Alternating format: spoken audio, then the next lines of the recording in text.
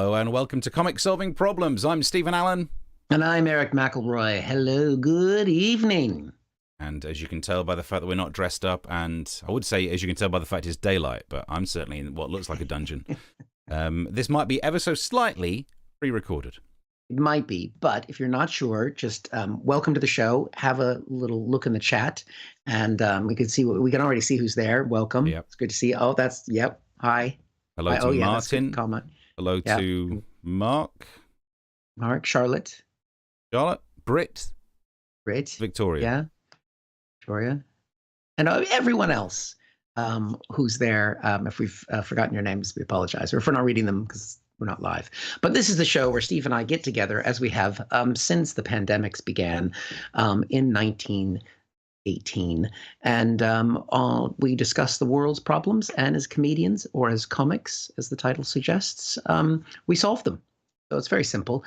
If you like what you're seeing, make sure do the little like button, thumbs up button, subscribe to the YouTube channel so you can see the things that we do. And of course, if at any point during the show you enjoy it and you'd like to pay for pre-recorded content, you can go to the Ko-fi button and contribute to our efforts. It's still there, still live. It's dusty, but it's still there. Say, and I know they always say don't aim low with this, but I'm willing to aim low. Like literally pence donated every week would really help.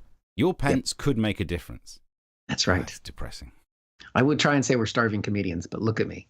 Yeah. I mean, you can. What's nice about comic solving problems, if you want to just go through an experiment in weight loss, is go back to the very first ones, which almost look like the technology we were using was pretty crap. But then you can see me get fat, and then you can see me get skinny, and then you can see me get fat again. So, yo-yo dieting. That's the best way to do it. They always say that. That's the healthy one. Recommend it is the healthy one.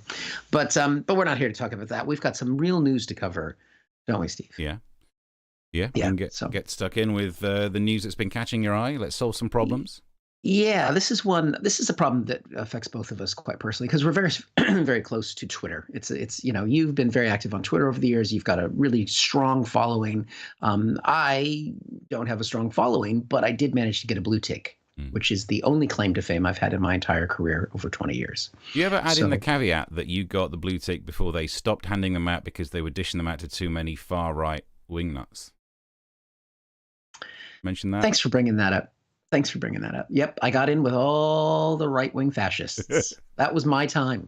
Yeah. That was my time. So they realized they were letting us all in. I mean, letting them all in. And they closed that application portal. But hey, it's what I got. It'll be open again soon. It will be open again soon. Because, of course, the rumors that Elon Musk, well, he's made an offer to buy it. It hasn't gone through yet. But there's some people, especially the left, apparently are freaked out about Elon Musk buying it. The right are happy until they see a tweet that goes the other way. But I'm beginning to wonder if he might not be the best person to take on the largest social media platform in the world, at least the most politically engaged, because of a tweet he just sent recently, which we have here, where he said, "If I die under mysterious circumstances, it's been nice knowing you." I'm getting a little bit worried about Elon's mental health. And being on Twitter more is not going to help that. Yeah, being on Twitter more. And I mean, it is the problem I have with Elon just swooping in to buy this is he's the world's richest man. And is it a good thing? I know these media companies are all controlled by big corporations and conglomerates, but should any individual just be able to just go, I'll just have that, and just be able to snatch it away from whatever, because they didn't want to sell it to him. That's the thing. He's just gone, I want this. But they got into that situation by becoming a public company. It's their fault. If they would have continued to privately own it forever, they never would have had to sell it. But it is kind of with the assumption that there isn't any one person who can just go, I want that. But then why did Twitter not know that there are people rich enough to do that? It would have been tweeted about. Like literally every news source tweets about stuff. If they'd sampled their own product, they'd have had an idea that there are rich enough people out there to buy it. Yes. But if he does buy, if it does go through, I mean, don't you think it's a little bit worrisome when he's tweeting out the fact that he might be, that's not a healthy sounding tweet, is it? Well, I feel like I'm not in a position to judge because for a while I thought it would be really funny that when I realized that TweetDeck, when that was not owned by Twitter, and you could do it now actually, you could schedule tweets. So I thought it'd be really funny to schedule one for like 3 years from now and keep cancelling it if I don't die. So at some point I'd die and it would be sent out 3 years after my death saying something like, Like, why am I here? It's dark. I can't see anything. Well, those kind of just really freak people out. So, no, I'm with him on the ghostly style tweets. But the thing is, I mean, well, he can't affect the stock price, I suppose, of Twitter anymore because he's going to be taking it out of the stock exchange. But I mean, he's already gotten in trouble for messing with the stock price of Tesla because of tweets that he sent. And he can't even write tweets now about Tesla without it going through a lawyer. Do you think he shouldn't be able to tweet tweets without going through a lawyer? Well, I mean, I suppose it's not going to affect the stock price anymore. I don't know how that works once you've made a bid for something. But I'm worried about him. And does he have the support structure he needs? And, for a small slice of those billions of dollars, I'd be willing to help him. One of my favorite things recently was he was commenting on social media, as you would now, that he's the big head honcho of one of them. And he was talking about Donald Trump's Truth Social. And he said it was a stupid name. I mean, check your own family. Not that I'm judging Elon, but your kid is named after bad teletext. You can't type your kid's name without opening the character map in Windows. So maybe don't judge something that's just called Truth Social, which it would be a better kid's name. But what's great is he's just doing that to taunt Trump because Trump is in the position now because he's launched Truth Social. Trump is tied to Truth Social financially with and some of the requirements are if he then starts to if Elon says, oh yeah, Trump can come back to Twitter, no problem. If Trump does, he'll be benefiting a rival company, and he'll be violating the agreements for Truth Social, and he could get sued again. Yeah. He's not going to worry about that, is he? So he's actually got Trump in a corner because Trump, of course, no one's on Truth Social. You can't even get it outside of the United States. Only right-wing people are going on there. So it doesn't have any of the fun that Twitter did. His tweets aren't, Trump apparently has numerous people in the room said that Trump was amazed he could do a tweet and then it would be on the screen, how quickly it would happen. But with Truth Social, by the time it posts and it's someone real, oh yeah, Truth Social. Didn't your granny have that? But they've had to do that screen share thing with his smart TV, just so that he can be like, oh my God, it's straight on the TV. Yeah, it is. Yeah, it's amazing that, Donald, isn't it? Look, they're showing a 24-hour broadcast of your screen. Only we'd gotten him one of those like mock Oval Offices in the first place, we would have saved ourselves a lot of trouble. But anyway, I'm worried about the world's richest man, but then I'm also, speaking of people who seem to have a bit of a death wish, there's this guy who was seen at the May Day celebrations. I don't know if you recognize there. That's cousin Vlad, Uncle Vlad. I don't know what he goes by in the family, but supposed to be a scary man. Yeah, I think he's got a shirt on. He's not on the bear anymore. But he's trying to be the toughest, most badass world leader, army general dude. But he's sitting there with a blanket on his legs. I mean, come on, Grandpa. No wonder Ukraine is kicking your ass. Yeah, there's no such thing as a power blanket dress. Not a power blanket dress. It's just, the whole thing with the May Day speech, they thought maybe he's going to declare war on Ukraine.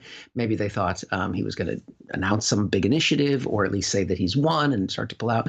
But he didn't. He just sat there with his blankie. Declared war on chili calves.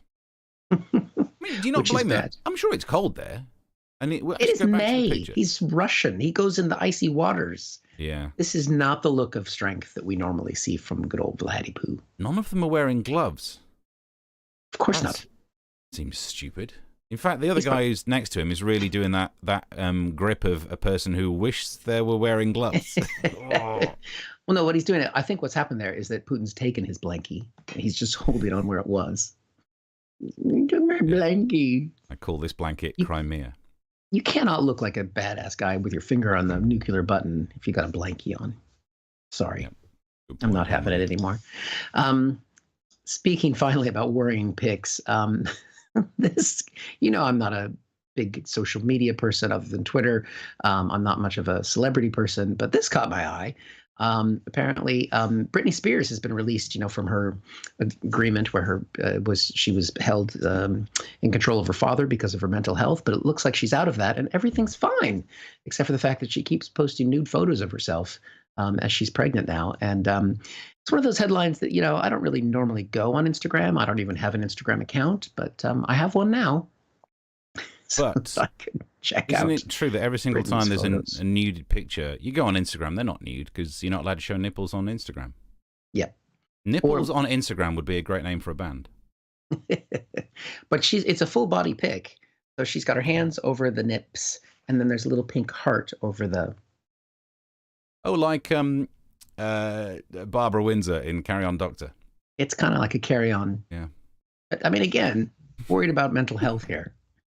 I'm not. I'm remembering Carry On films. Britney is now the new Barbara Windsor.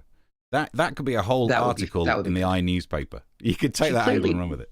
She needs something to do because she's just on holiday. Apparently, I don't know if she's put pictures of herself naked, pregnant, but she's just you know. Good luck to her, I say. What's wrong with that?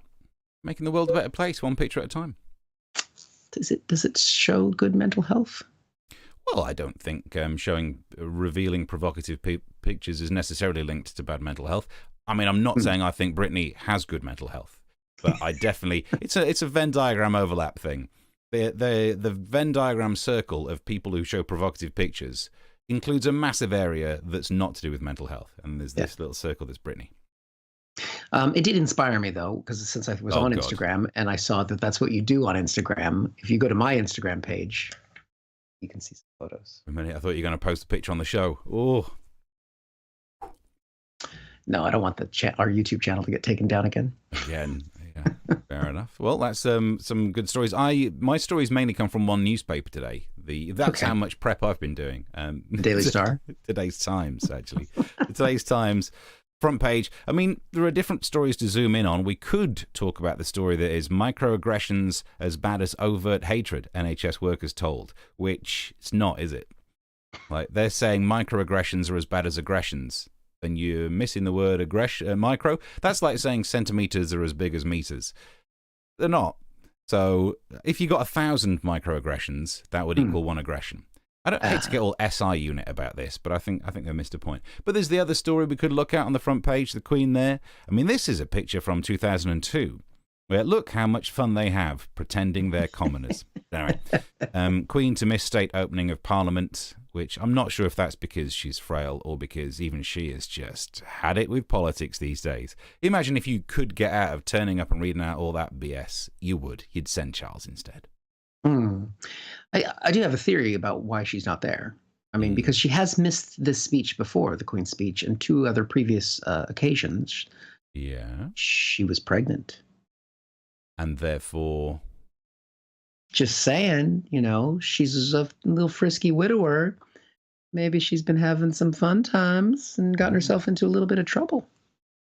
We see her in public. She's going to show. There's going to be some talk. And yet she does all the Zoom stuff, and you can't tell. You can't tell if someone's pregnant. You can't see what I'm packing down there on Zoom. Okay. Well, if you do go to the Queen's Instagram page, you can see some pretty revealing photos. Yeah, 2 massive crowns. So I think she's pregnant. Well, more on that story when it doesn't break. We'll see what happens there. There was the other story on the front page as well, which was this is a brief mention of the fact that the Queen's speech was also talking about getting rid of protesters. So I mean, it really feels like they're letting that one sneak through. While we're arguing about curries and cakes, protesting is being banned. This, on some levels, is genius. But I'm going to fall for the trap and talk about it. Beer time. Starmer, I will quit if police find me for beer. The way that headline's written, it does sound like it's just one beer. Like he didn't pay for that one beer, and it's all kicking off. I want to go through the timeline of how people's responses have been to this story. So a while ago, when we knew that there was some curry and a beer involved, people were tweeting things like, I can't believe the police aren't investigating Starmer. They investigated Johnson. It's not fair. Oh. And then it was announced the police would be investigating. Starmer just said he should quit. Said he would quit if... I've balls that up. I'll take that out in post. Starmer said Johnson should quit if he was fined. Why isn't he saying he'll quit? They're hypocrite. Good point. Starmer says he would quit. Typical Starmer saying he'd quit just to make Johnson look bad. I mean, the guy couldn't win either way. You might as well have tweeted things like, how dare Starmer not act like an hypocrite? He's only doing it to make Johnson look bad for being an hypocrite. If we actually looked on social media, that tweet probably exists. I might have tweeted it earlier on from a fake account to get the screenshot. But then people were saying things like, of course he should quit. Of course he said he'd quit. He knows he won't get fined. And I thought about that for a while. He knows he won't get fined is a really nasty way of phrasing he knows he did nothing wrong. But why give him the benefit of knowing the rules and knowing he stuck to them? But apparently they think it's all some sort of big... But look, they are clearly just fake meme things I created of people's tweets. And I've seen things like them. I didn't want to directly quote people, but I made those up. Surely nothing in the actual real world has that level of hypocrisy. Front page, the Daily Mail. Starmer accused of piling pressure on police. Yes, because I think I read somewhere that Starmer had been trying to put pressure on the police to investigate this for like 13 days in a row or something. I can't remember where I read that, but I'm sure that was him. Yeah, I'm fairly sure that was him. Who knows what's going to happen? Will he quit? Should he quit? I'm kind of past caring, but I do like pointing out everyone's flip 180 when the story... Like people who spend all the time going, oh, it doesn't really matter, it was a birthday party, but was it really a party? Just because people sing happy birthday, just because there's a birthday cake doesn't mean it's a party. Otherwise, the bakery aisle on Asda should be shut down. They're defended like that for months. And then it's about Starmer. They should lock him up. It's unbelievable. 180 flips left, right, and centre. It is. I mean, it is a problem that the liberal parties have at the moment, or the more liberal parties in the UK have, is that they've got, and it seems an ethics problem in that they have ethics. That's a bad move, isn't it? Yeah, you don't want that. This is a terrible mistake that they've made, and it's going to come back. They're never going to get into power for 12 years. I love the fact that some people think Starmer's doing this so that if he is fined, he'll step down, and that will force Boris Johnson to step down. Have you not been watching? Force him to do what? He will just sit there laughing while he impregnates another woman and spends even more of someone else's money on wallpaper. And that brings us back to the Queen. Dun, dun, dun. They're alone every Wednesday for an hour. That's more than enough time. Yeah. The Wednesdays that they meet? I don't know what day they do that. Because doesn't he talk to the Queen once a week? Yeah. Wednesdays is his PMQs. Right. Unless it's straight after that. We know what he's like. He can go from one meeting to the next. Go from Jennifer one woman to the next. Stuff, yeah. Just check next time he does PMQs, check if he's got both socks, because we know he's not that good at maintaining his hosiery. That's right. Did he lose a sock with her? I can't remember that. What was the sock story? It was around the time of the Olympics. He was off for a meeting or off for the opening of the Olympics or something like that, and he popped round there, did something that required not wearing his socks, and then couldn't find both afterwards. And that's why I'm surprised. Look, he's not a stupid man. He should be carrying spare socks, and that's why we came up with the socket square. Back in the old days. That's right. Those were the days when we used to dress up to this. I can't do socket square jokes now. We're in a shirt. I have a shirt and tie on underneath this. Oh, that's good. This is just a costume. Oh dear! Managed to thoroughly cover the news. Yeah, we've covered almost everything. America's still falling apart. So that's still happening. The war in Ukraine is still going on. We've been really good at solving these problems so far. Cost of living crisis. It's all going well. However, look, it's a pre-recorded, so I only do about half an hour. So, but if only there was another place that was a topical comedy show that was longer than half an hour, where you could this week see you and me working together in the world of topical comedy on telly. If only there was a place at 8 p.m. on Saturday. You can watch it on YouTube. If it was a place that you were the host of, and I'm only now getting to do it now that you're 6 episodes in. Yeah, but I still think we played it the best way of getting introduced as a guest after the first handful of episodes, because it's been learning every episode. So you're joining at the good time. I am, and I'm excited to join at the right time. But yes, we're subtly hinting at Ministry of Offense, which Steve is the host of, and I'm going to be a guest panelist on this week, and that's very exciting because it's going to be on the proper telly. Well, no, come on. It was only for that joke. It was an obvious joke. I couldn't help myself. No, it is. Do you know what? I really got excited about the fact that if you go on tvguide.com and radiotimes.co.uk, it's on there. You go down to search, and look, it's a new channel, so they put it right down the bottom, but it's listed all the channels. In fact, now it's because it's not the newest channel, because Talk TV's launched afterwards. I guess it's not the bottom of the list. You're one up. We're one up from the bottom, which is exactly where our careers have been most of our lives. But if you search for Ministry of Offence, you can get all the details. 8 o'clock Saturday. I do like their Talk TV's new comedy show with their Piers Morgan. Oh, the parody of what it would be like to be an aggressive right-wing host, desperate for attention. Apparently, their ratings, because after that he had the Power guests the first week, And it's just like when you book a new comedy club and you bring out your big hitters, you know, you bring in the Milton Jones, you bring in the Stephen K. Amos and all that. And that, wow, it's amazing. We're coming to, and then after that, you're just on the regular circuit comics. Like maybe 6 episodes in, you start booking the absolute chaff. That's basically,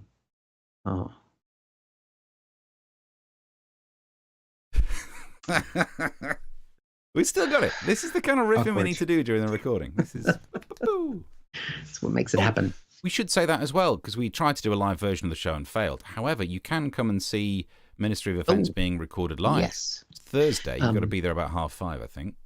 Yes, I think I can tell people what to Google. Hold on, please. Well, it's on our Twitter account. So if you go to any of our Twitters, the Comic Solving Problems Twitter or Eric McElroy or Mr. Stephen Allen, you can see how you can apply for free tickets to come and see us recorded live in person at a studio in London. And they do, I think you get one free drink in the bar before the show. We get free drinks when we're on the show? Not as a host. Last week you nearly turned up as a guest to be able to watch, as a audience member to watch it, didn't you? But we ran late, so you couldn't. You missed out on a free drink. But you're the host, so you don't drink. But I'm a panelist, so. No. Well, we do get water put on the desks.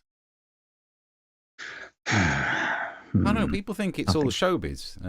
It really isn't. Well, the good thing is I got some hand gel in America, and American hand gel has twice as much alcohol in it as British hand gel. Of course it does.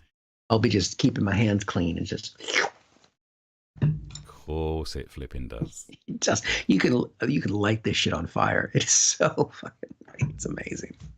It's bizarre. A nation that has flammable hand gel that it's obsessed with, that has guns everywhere, so much so that if you need to sneak a knife on stage, you hide it in a gun. Like that's the level of devil may care attitude to health and safety that America has, and yet you won't go higher than 110 volts. Oh, I don't want to have that. That might be bad for us. We can't have 240 volts. I might kill somebody while I'm trying to shoot them. Yes, freedom is very explosive, so you have to make sure you have the right levels of electricity around it at all times. Oh, I love that. You can say that, but you don't trust yourselves to have plugs in the bathroom. Although, we actually have one in the house.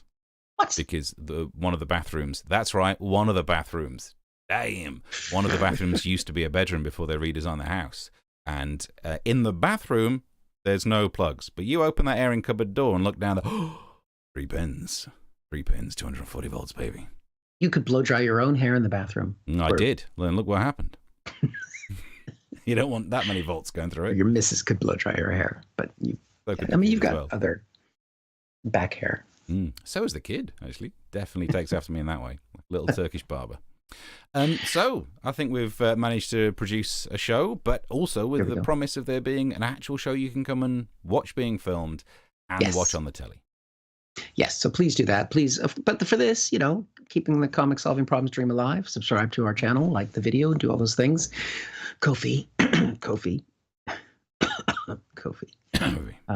you want to. And then if for the largest contributor, at some point we could do a live version of comic solving problems, and we'll invite you over to our house to be in the audience. Yeah, but if you do come round to my house, don't go into the second bathroom because it is a health and safety nightmare. Is that legal to have it in the cupboard? I don't know. Breaking the law. There is a chance that it's not actually wired in. I've not plugged anything in. And downstairs there are some sockets that just don't have power anymore. So, yeah. Right. None of it sounds safe. The more I'm talking, the more I'm thinking. Is that second bathroom hooked up? We've got to take a massive bucket of water. But still technically a bathroom, isn't it? Got a bath in it. Well, that's better than a massive bucket of something else. Yeah. Well, that's what you have to slop out afterwards. But there we go. Nicely all sorted out. Thank you very much for watching. Well, you should hopefully be back next week. If not, the following Tuesday, whichever comes first. Whichever comes first. Till next time. Bye. Bye. Thank you for watching this from Comic Solving Problems. And if you feel like it, go ahead and like the video. Or subscribe. Commitment.